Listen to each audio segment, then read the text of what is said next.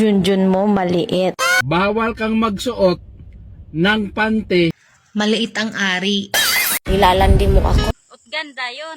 Alright, hello mga ka-idol, magandang umaga po sa inyong lahat. Ayan, welcome na naman sa aking YouTube channel. Kung bago ka pa lang sa aking channel, i-subscribe na yan at i-hit yung notification bell para lagi kang updated sa aking mga bagong i-upload. Bago po tayo maproceed sa ating video mga ka-idol, i-shoutout lang muna natin si Idol Judith Ingriso Gantalaw. Yun, shoutout si Idol, and shoutout din natin ang lahat ng kasamahan ni Idol Albert Lidisma na mga mekaniko na sina Julius, Elgin at si Idol Bok. Yun, shoutout sa inyong lahat mga ka-idol. So ayan na po mga ka-idol, kung gusto nyo po magpa-shoutout, comment na kayo sa video nito para kayo naman shoutout ko sa next upload ko mga ka-idol. Huwag na naman kalimutan na share ang ating video ngayon mga ka-idol para marami tayong mapasaya ngayon mga ka-idol. At maraming salamat din sa mga hindi nag-skip ng ads. Maraming salamat ng dahil po dyan sa inyong hindi pag-skip.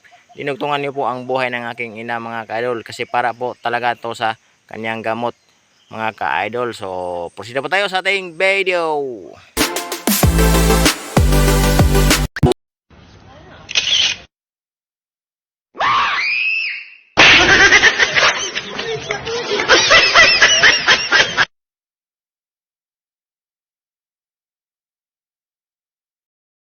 Bakit ang saya-saya ng hani ko?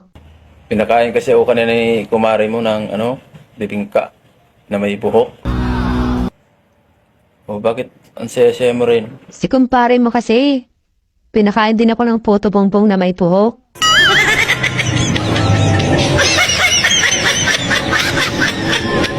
Action! Nagkukulang ako kaya ka makikipaghiwalay? Saan ako nagkulang? Saan sabihin mo? Junjun mo maliit.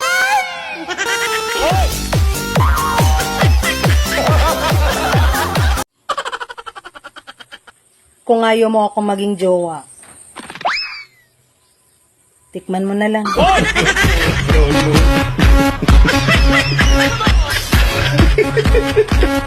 Lord, kunwari, jowa mo ko, ano ang ipagbabawal mo sa akin?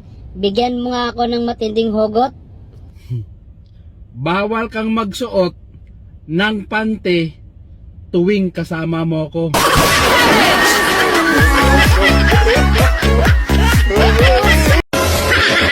Sabi mo, pag mahal ka, hindi ka sasaktan. Di naman niya ako sinasaktan ah. We, Oo nga. bakit narinig ko kagabi? Sabi mo, aray, dahan-dahan lang.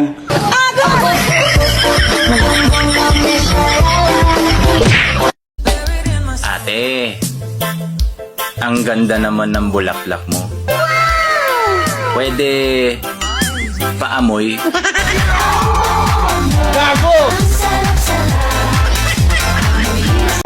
Ano ibibigay ko sa'yo sa Pasko? Eh nakuha mo na ako.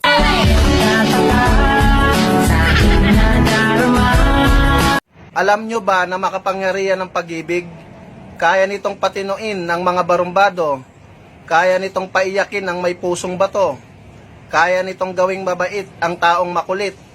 Higit sa lahat, kaya nitong hubarin ng iyong damit nang hindi ka nagagalit. Sandal mo sana ang ulo mo sa una. Kapag mabalbas daw ang lalaki, maliit ang ari.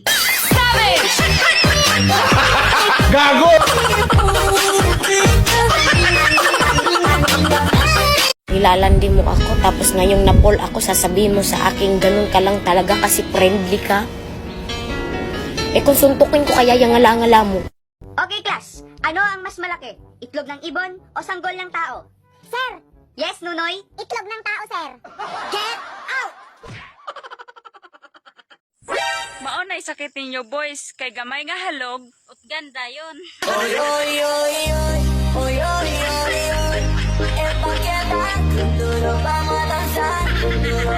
Napakababaero mo pero ang liit naman ng turon mo. Ha? Hindi ka ba nahiya?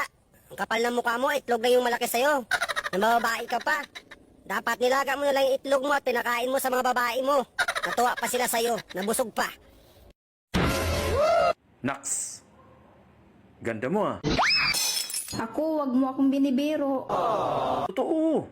Maganda ka. Salamat. May 50 ka dyan. Tagal ko nang di nakakatikim ng hotdog ah. Parang napapabayaan ko na yung sarili ko.